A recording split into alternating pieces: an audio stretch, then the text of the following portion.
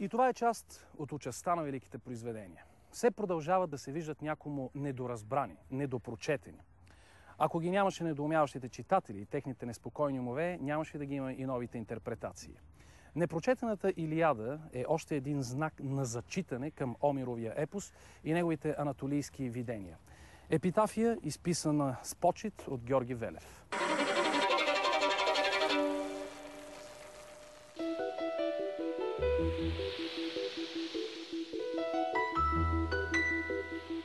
Непрочетената Илиада на Георги Велев е книга, която невероятно бързо си спечели популярност, но също толкова бързо се сблъска с скептицизъм. Дали текстът отговаря на една от заявените цели – да допринесе за разрешаването на така наречения Омиров въпрос, отнасящ се до авторството на Илиадата? Преценката оставяме на специалистите.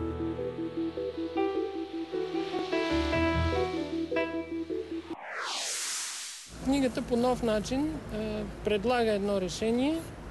Предлага решение, което не е непознато, разбира се, защото в света има такива теории за същността за функциите на александрийските учени, но те са, пак казвам, тук имаме нещо цялостно, нещо завършено и нещо, което се базира на литературния текст, което е безспорното достоинство, нали, на книгата. Тоест тя не е нито прекалено научна, нито прекалено популярна, а е научно-популярна в хубавия смисъл на думата.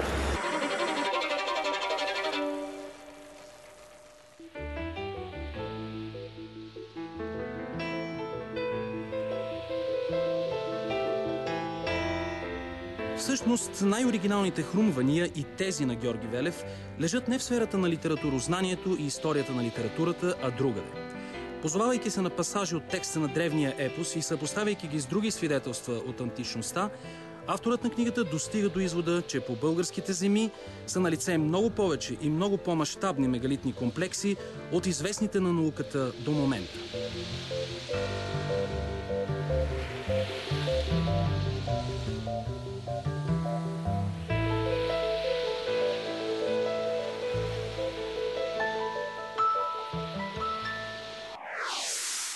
Траките поначало играят неизяснено важна роля в Илиада. Те са, така ако можем да кажем, най-висшите авторитети, най-хубавите коне.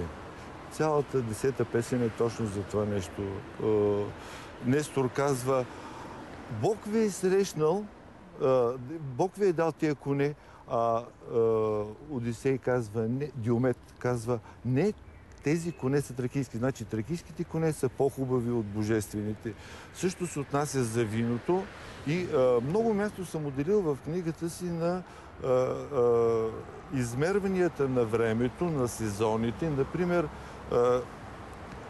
установявам, че Троянската война е избухнала точно в деня на есенното равноденствие, в мига, в който изгрява звездата Сириус. Това са две уникални събития.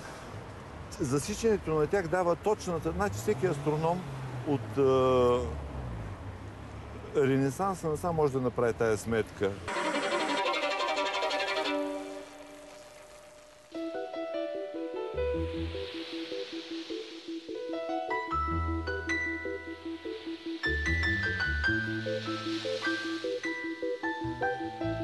Кулминацията е достигната с твърдението, че каменните реки на Витоша не са рядък природен феномен, а точно един такъв култов мегалитен паметник.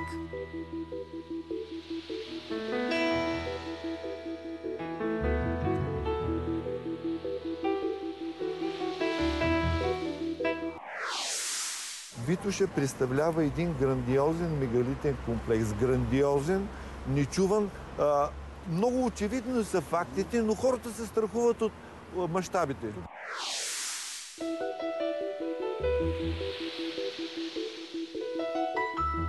В последните 15 на 20 години свикнахме да се натъкваме на взривни устройства в полето на изследванията върху историята на България, на българската нация и на българските земи. Мнозина се втурнаха да сриват с херкулесовски замах авторитета на канонични положения в преддесетоноемврийската историческа наука. Някои от тези опити излязоха смислени, други не. Преживяхме, например, периода, в който славянският характер на българския език се оказа пренебрежима случайност. Нещо като кофичка от сладолед, изхвърлена малко в страни от контейнера на историята. Неприятното е, че се набива грозно на очи.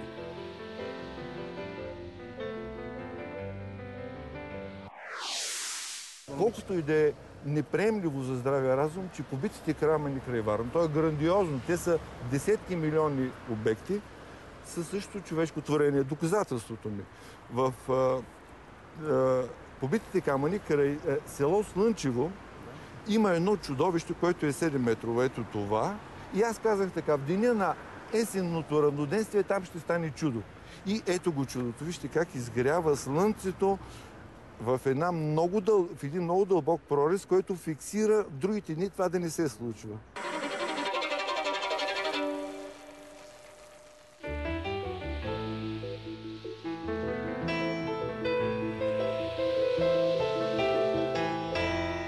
Екстравагантните изпълнения винаги са извиквали равно по сила противодействие. Стига да се съгласим с Нютон, разбира се.